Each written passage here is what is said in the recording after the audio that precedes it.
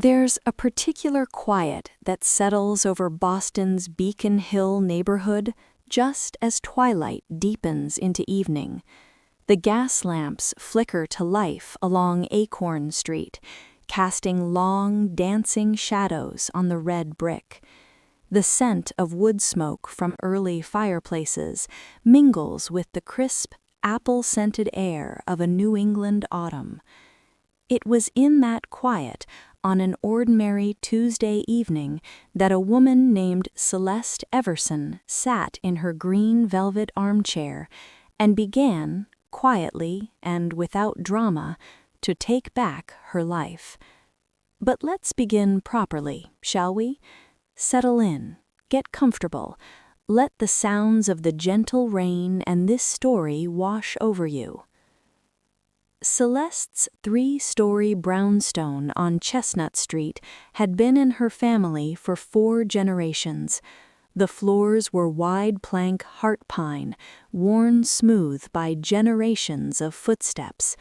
The windows were original wavy glass that made the world outside look like an impressionist painting. And in the front parlor, bathed in the warm glow of a Tiffany lamp, sat her green velvet armchair. She had bought that chair 15 years ago, the week after her husband Arthur's funeral.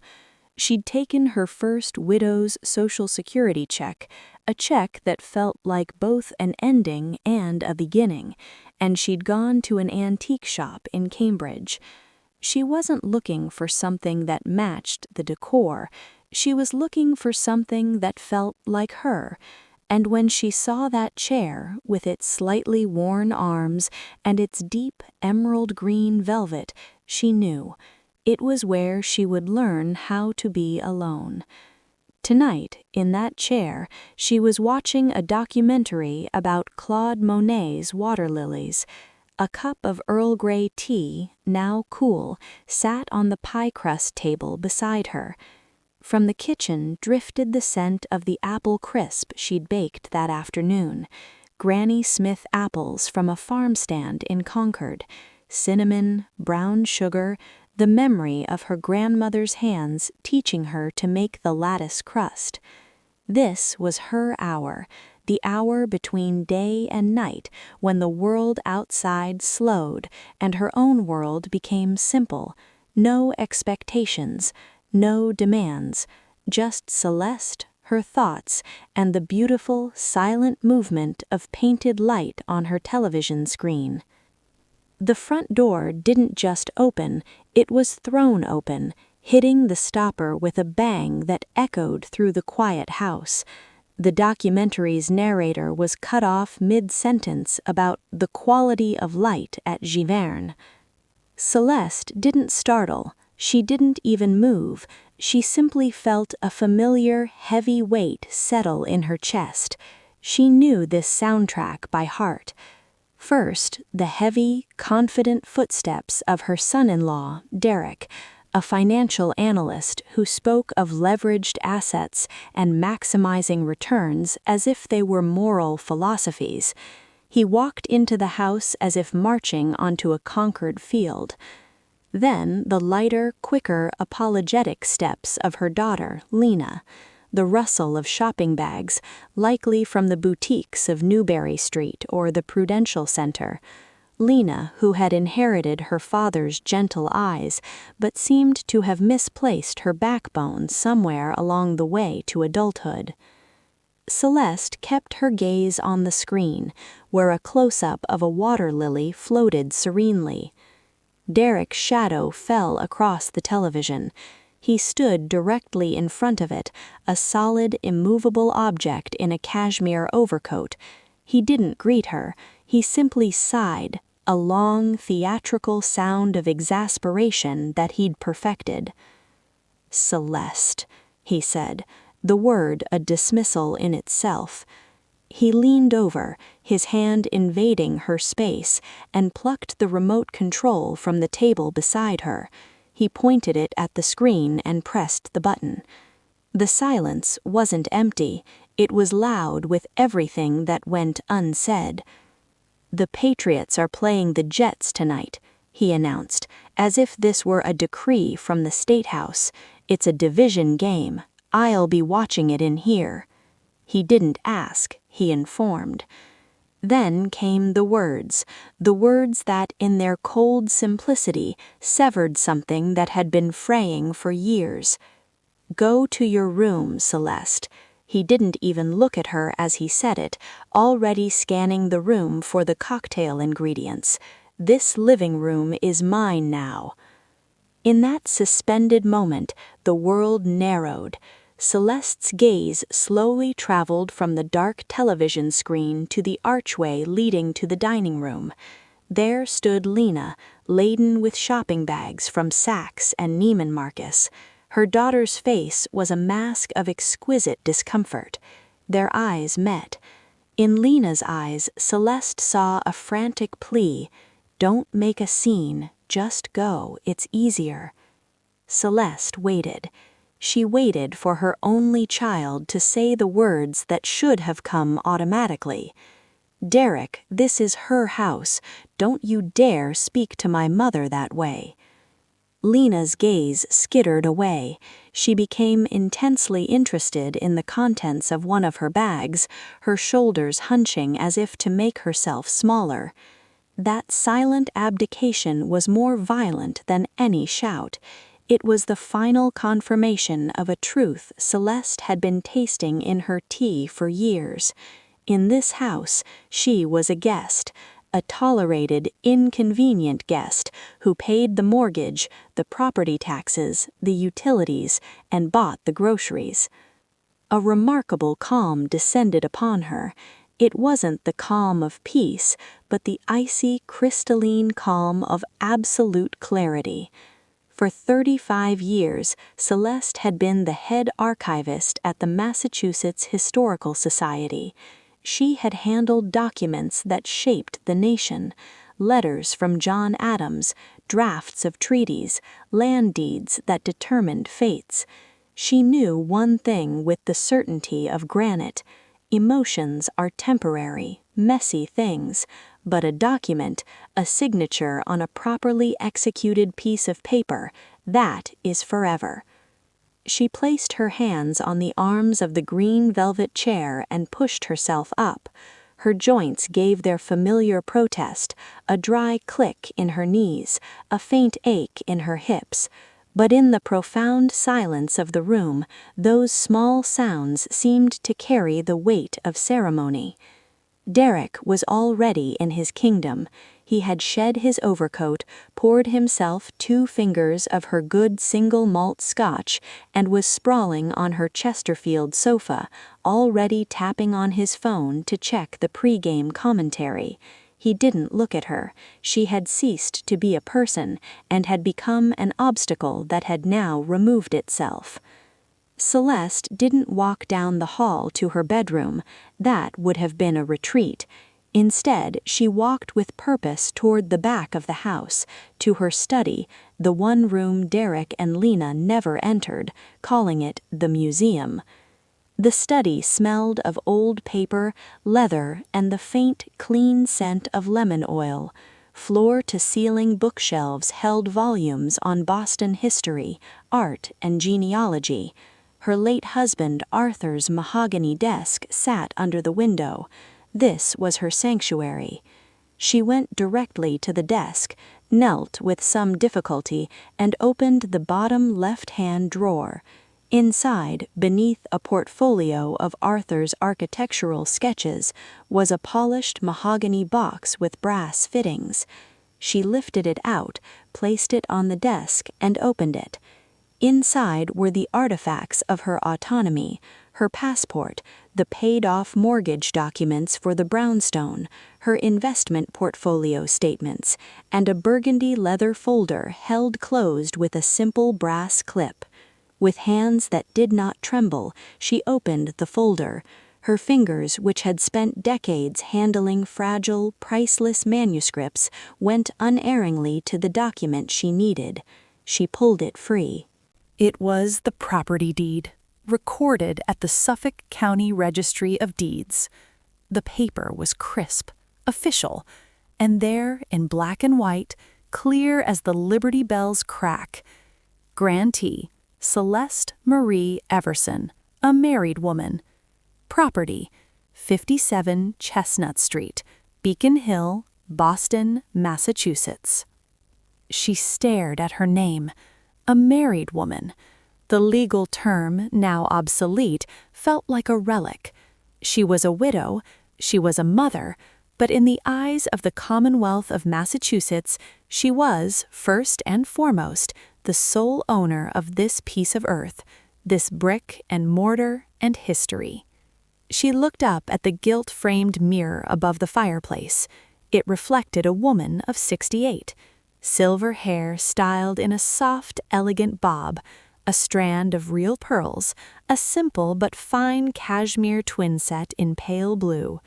She looked precisely like what she was supposed to be, a Beacon Hill grandmother, a donor to the symphony, a woman whose life was one of quiet, privileged ease. That appearance had been her camouflage. As long as grandmother is baking, as long as the checks clear, as long as she smiles and doesn't complain, the wolves believe they are kings in a castle they did not build.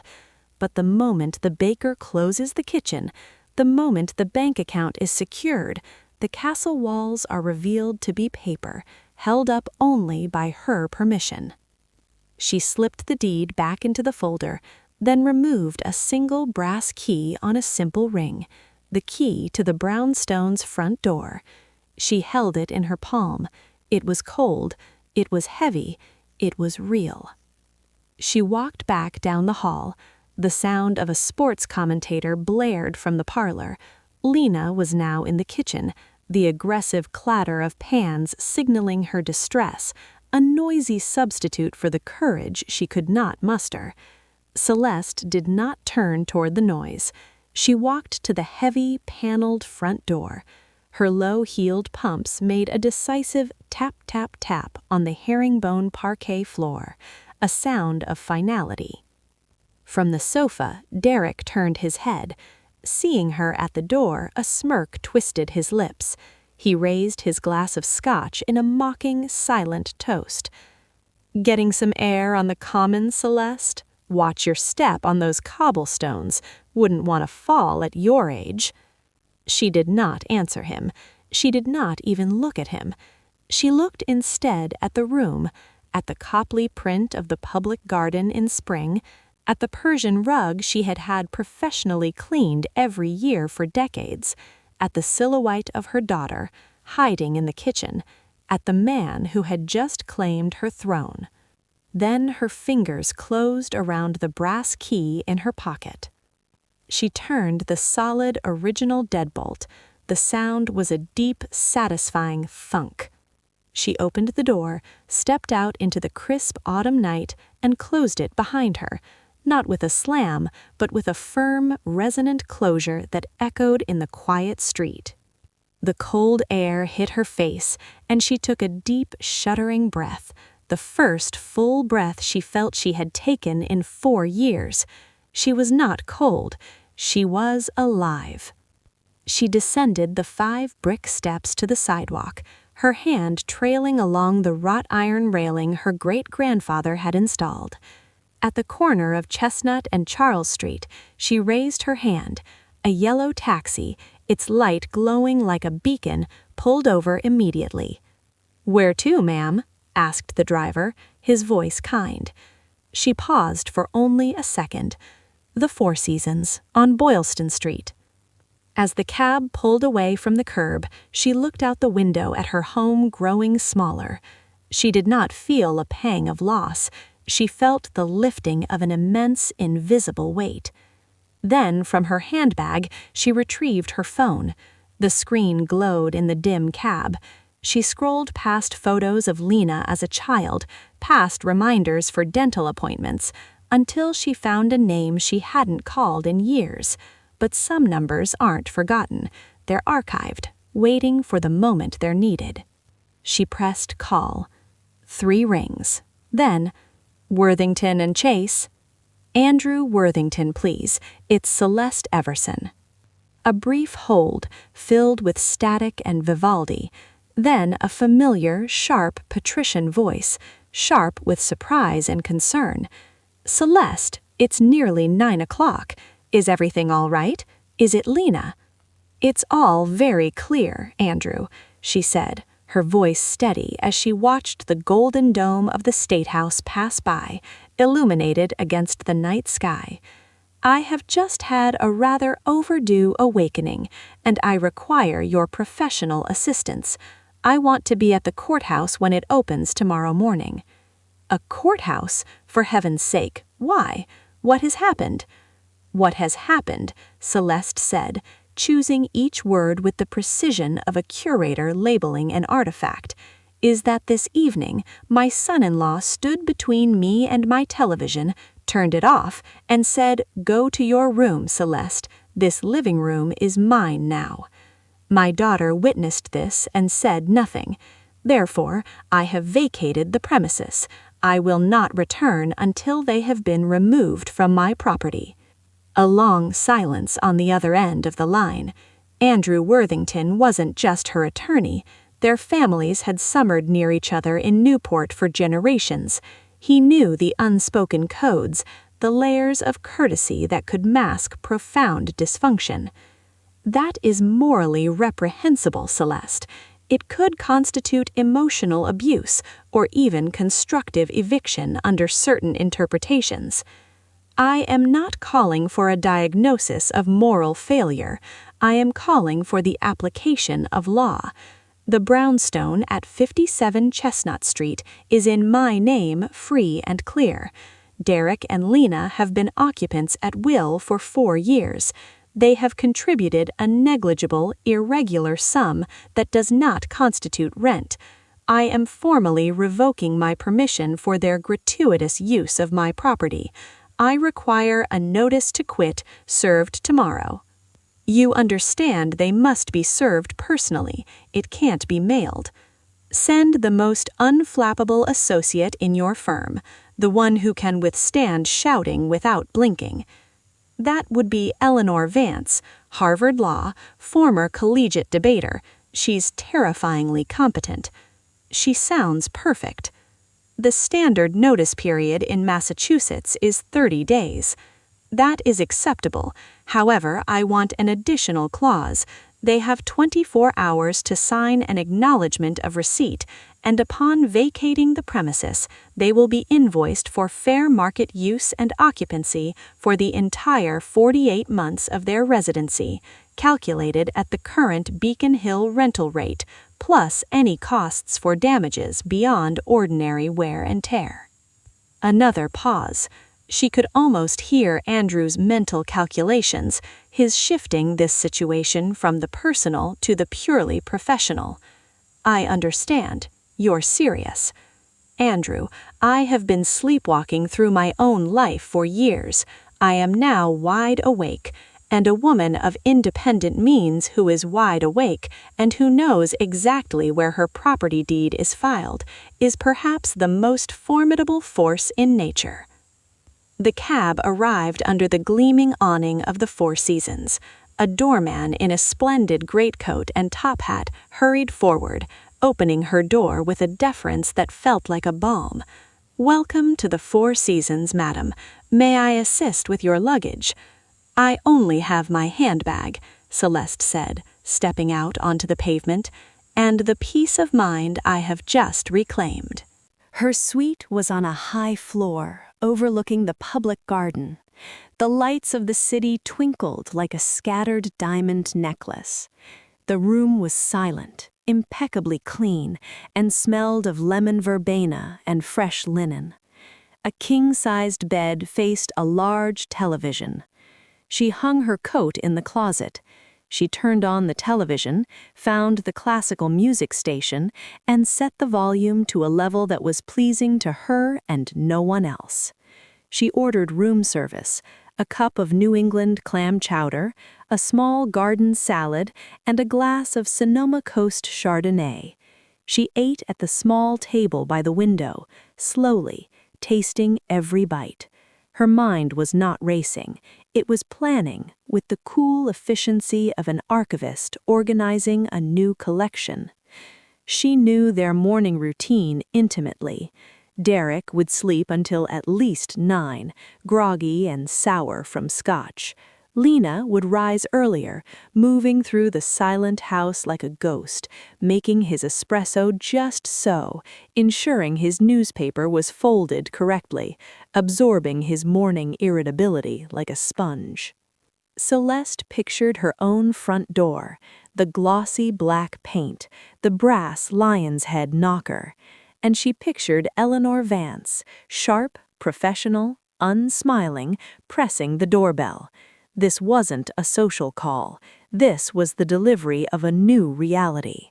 She finished her wine, brushed her teeth, and slipped into the incredibly soft hotel bed. The sheets were cool. The silence was absolute and unbroken. Celeste Everson, who had spent countless nights lying awake in her own home, listening to the sounds of a life she was funding but not living, fell asleep in 10 minutes.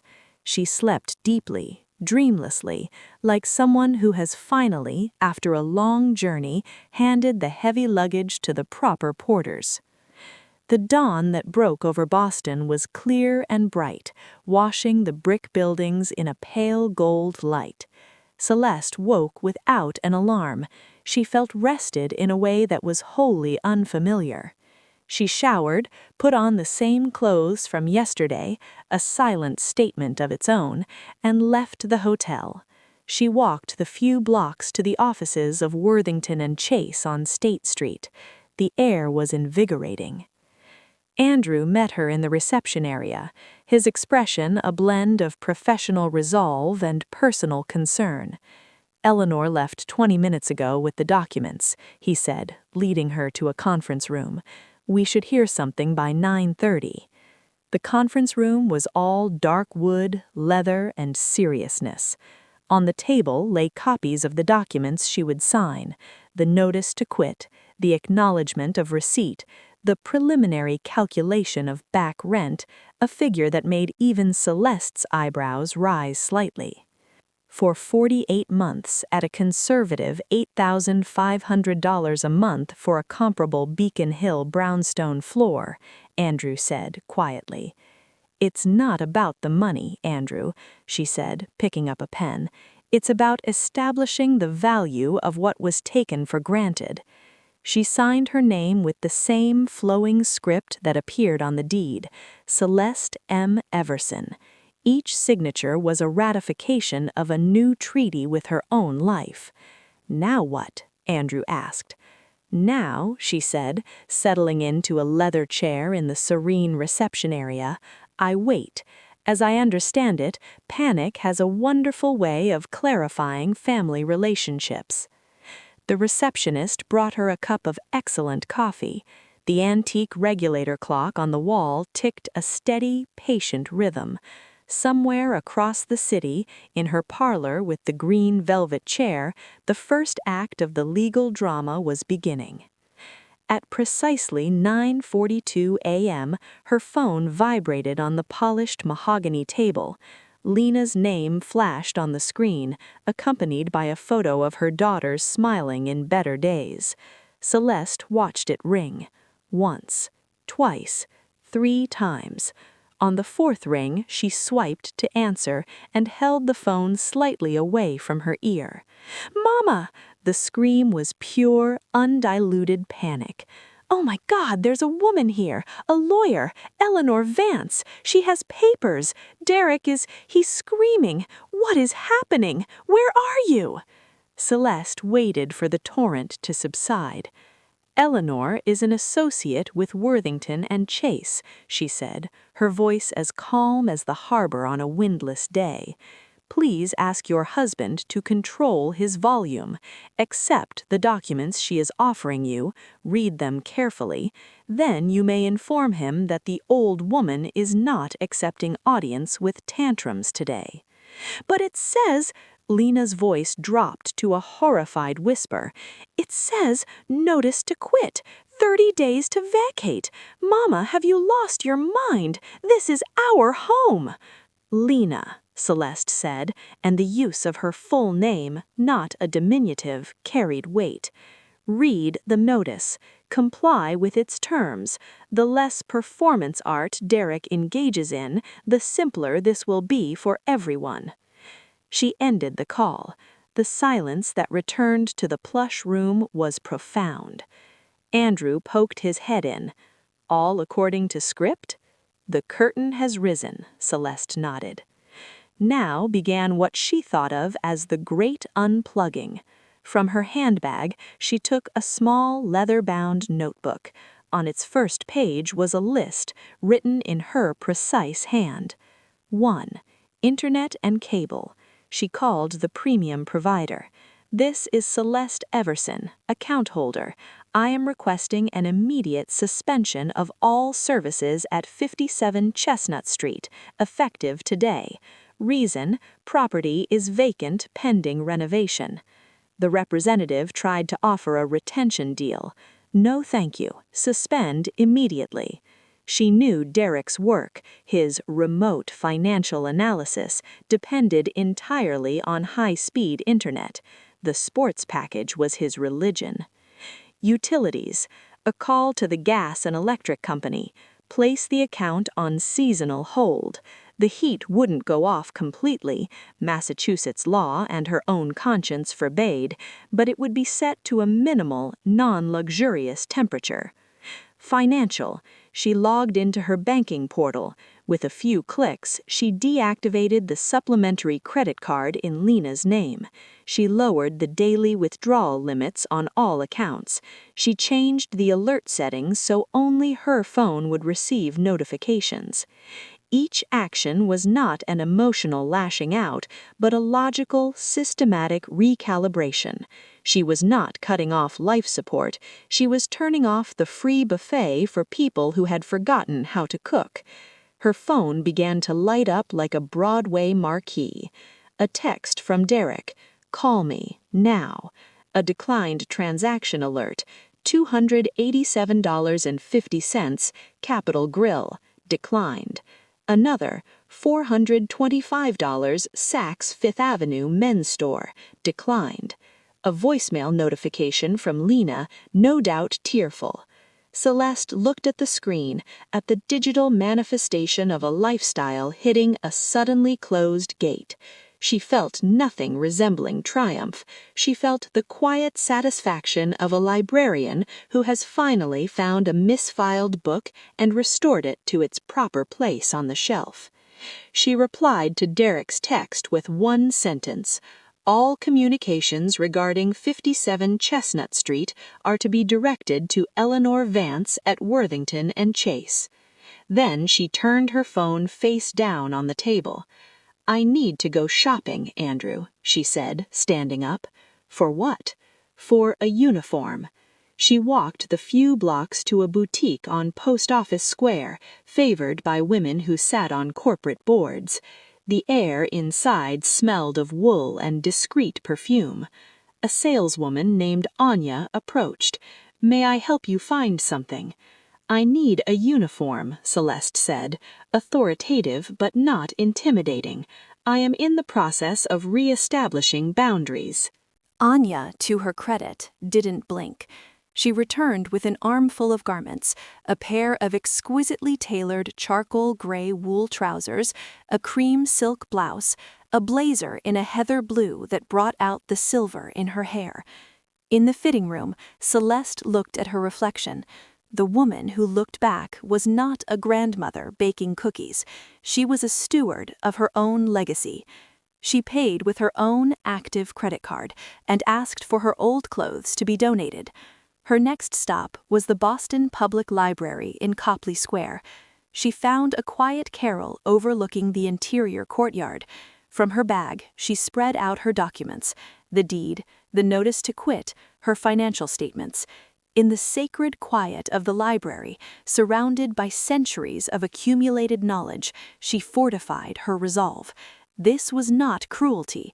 This was the application of order to chaos, of truth to fiction. She had a simple lunch in the library cafe, and she waited. The legal process, like a great ship, was turning. She need only be patient at the helm. The meeting at Worthington and Chase was scheduled for 10 a.m., 3 days later. Celeste arrived first. She asked to be seated at the head of the long, polished conference table. To her right was Andrew. Before her lay her armor, her driver's license, the deed, the signed notice, the back rent calculation. At 10:02, the door opened. Derek entered first, but his entrance had lost its swagger. His shirt was wrinkled, his eyes were shadowed with sleeplessness and a kind of baffled rage. The silence of a house without Wi-Fi, she supposed, could be louder than any sports commentary. Lena creeped in behind him. She looked shattered. Her eyes were red-rimmed, fixed on the floor. She clutched her handbag as if it were a life preserver. "Please, sit," Andrew said, his tone leaving no room for refusal. "I'm not here for pleasantries," Derek snapped, slumping into a chair. "Let's get this farce over with. We've lived there for 4 years. We have rights. There's such a thing as tenants' rights." Celeste looked at him over the rims of her reading glasses. She let the silence stretch, let his words hang in the air-conditioned chill. "Rights," she said, finally, her voice clear and measured, "are precisely why we are here. The house is my sole and separate property. You have been residing there under a license of gratuitous use, my goodwill. I have revoked that license. The notice on the table details the terms. You have 30 days to vacate." "Tenants' rights," Derek repeated, louder. "You are not a tenant. A tenancy requires a lease, or the payment of rent considered as such under law. Your irregular, nominal contributions do not meet the threshold in the Commonwealth of Massachusetts. You are a licensee, and the licensor has terminated the license." He stared at her, his financial analyst's mind struggling to process this unfamiliar, unassailable logic. He turned desperately to Andrew. "This is illegal." "The notice is legally sound and properly served," Andrew said evenly. "Upon the expiration of the 30 days, if you have not vacated, we will file a summary process action for eviction in Boston Housing Court. At that same time, we will file for a monetary judgment for the fair market use and occupancy, as detailed in Exhibit B."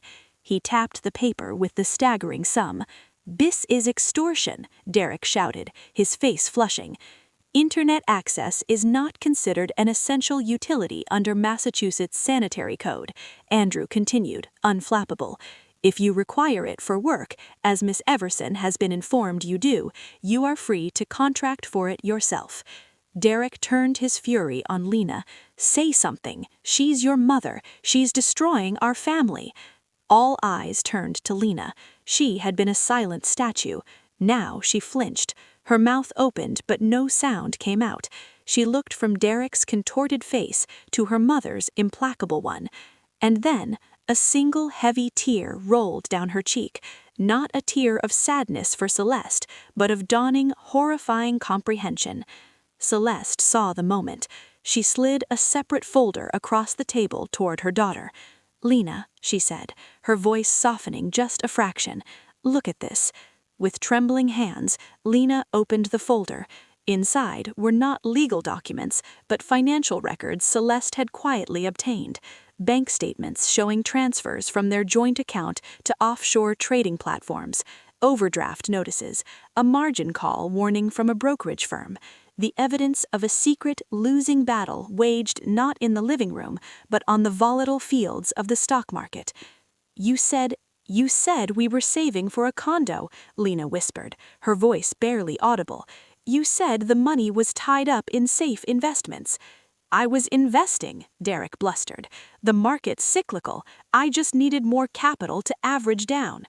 "Where is the nearly $100,000 that should have been saved from 4 years of free lodging?" Celeste asked, her question a scalpel. "Where is the money for the down payment on the life you promised my daughter?" Lena was staring at the papers, her face ashen. The fantasy of their future, the one she had soothed herself with every time she let a slight against her mother pass, was dissolving before her eyes, revealing the hollow core of debt and deception. It's gone?" she asked the papers, not Derek. "It appears to be," Celeste said, gently. "The prime ribeyes and the premium cable were funded by my card. The dream of a condo was funded by your faith. Both lines of credit are now closed." Derek deflated. The bluster left him like air from a punctured balloon. He was just a man in a wrinkled shirt, cornered by the cold mathematics of his own failures. Celeste stood up. The movement commanded the room. "Terms," she stated, her voice clipping the word. 30 days to vacate. The suspended utilities will not be reinstated by me. If I return to the property to collect my personal effects and encounter screaming or threats, I will call the Boston police immediately and file for a harassment prevention order. I suspect your current employer, who was copied on some of Eleanor's correspondence, would take a dim view of such a report." Derek looked at her, truly looked at her, perhaps for the first time. He did not see a harmless old woman. He saw a pillar of Beacon Hill granite, and he was about to be crushed by it. "And you," she said, turning finally to her daughter. Her voice was different now, not legal but maternal in its toughest, most loving form. "This is your choice.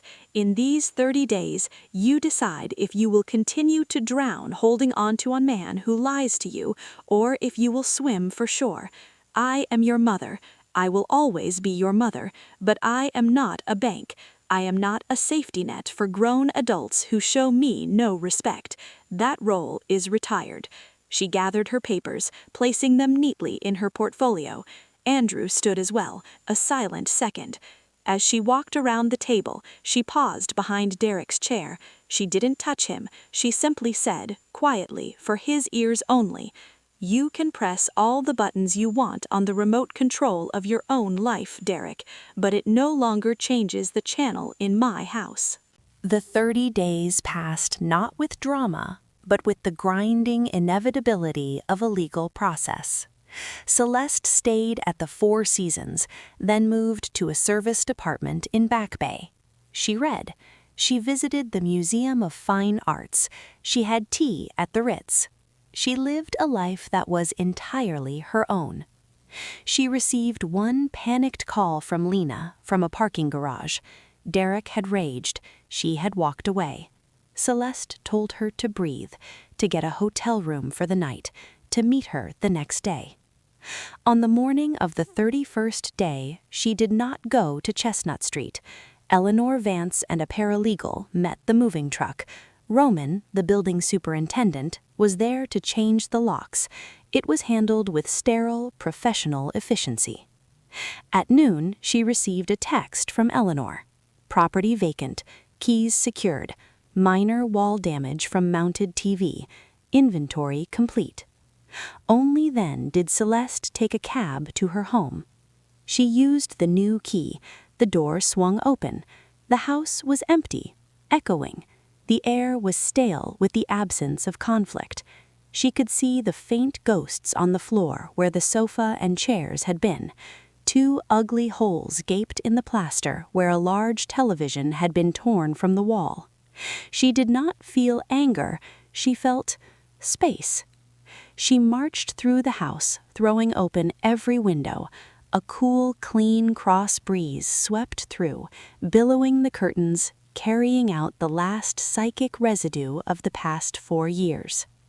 Then she put on the cotton gloves she had brought. She took a bucket, warm water, and lavender-scented soap. She washed the floors, starting in the parlor. She scrubbed the baseboards. She wiped down every sill. She polished the mirror over the fireplace until it shone. She was not cleaning a house. She was performing an exorcism. When the physical work was done, she made a pot of tea and sat in the middle of the clean, empty parlor floor. The late afternoon sun streamed in, painting a golden rectangle on the freshly washed wood. The only sound was the gentle clink of her cup on the saucer. The doorbell rang. She knew who it was. She rose and answered. Lena stood on the step. She looked thinner, older, but her eyes were clear. Behind her was a small suitcase. "Hello, Mama." "Come in." Lena stepped inside, her eyes widening at the empty, sunlit space. "It's so quiet." "It's clean," Celeste corrected gently. "Sit." She poured her daughter a cup of tea. They sat on the floor, leaning against the wall in the patch of sunlight. "I'm staying with Zoe from my old law firm, on her pull-out couch. It's awful, and it's wonderful." "Tell me." "I filed for divorce. The apartment I found in the South End is tiny. The bathroom is down the hall. I bought my own sheets. I got a full-time position at the nonprofit. The pay is terrible. It's mine." She took a shaky breath. "He said you broke up our family." Celeste waited. "And I realized," Lena continued, the words coming in a rush, "you just stopped paying for the lie we were calling a family." They sat in silence for a long time, sipping their tea, watching the dust motes dance in the sunbeam. "Can I—" Then she stopped. "Can I come here sometimes? As a guest? Not to stay, just for tea, to talk." Celeste reached over and covered her daughter's hand with her own. It was the first time they had touched in years without it feeling like a transaction. "That," Celeste said, her voice thick with an emotion she couldn't name, "is exactly what this house is for. The door is open to guests. It is permanently closed to tenants." Lena leaned her head against her mother's shoulder, a gesture from her childhood. "I'm so sorry, Mama, for all of it." "I know," Celeste whispered in her hair. "I am too." Weeks later, Celeste had the parlor walls painted a warm, soft color called Williamsburg Peach. It glowed in the lamplight. The green velvet armchair was returned to its place by the window. The remote sat on its arm. On Wednesday afternoons at 4 p.m., a new ritual began. The doorbell would ring. Sometimes it was Lena, with stories of her new job, her awful apartment, her tentative steps into a life she was building herself. Sometimes it was other women, friends from the Historical Society, neighbors she'd known for decades.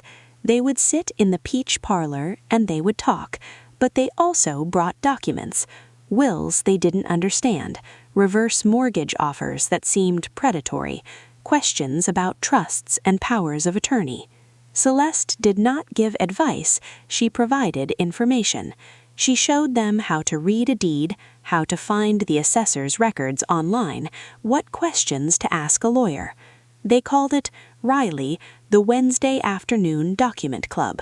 It was not about stirring trouble, it was about ensuring that every woman in that room knew exactly and for certain where her own property lines were drawn. One evening, alone, Celeste sat in her green chair. She picked up the remote. She turned on the television to her classical music station. The rich sound of a cello suite filled the room. She listened for a moment, then with a steady finger she pressed the volume button. The music grew louder, filling the space, rich and beautiful and exactly to her taste. No one came to turn it off. No one told her to go to her room. She sat back, closed her eyes, and smiled. The volume, at last, was hers. So, dear listener, as you drift toward sleep tonight, carry this thought with you.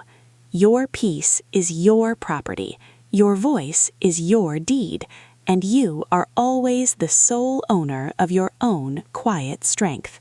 May you sleep as soundly as a woman who holds the keys to her own kingdom. Good night.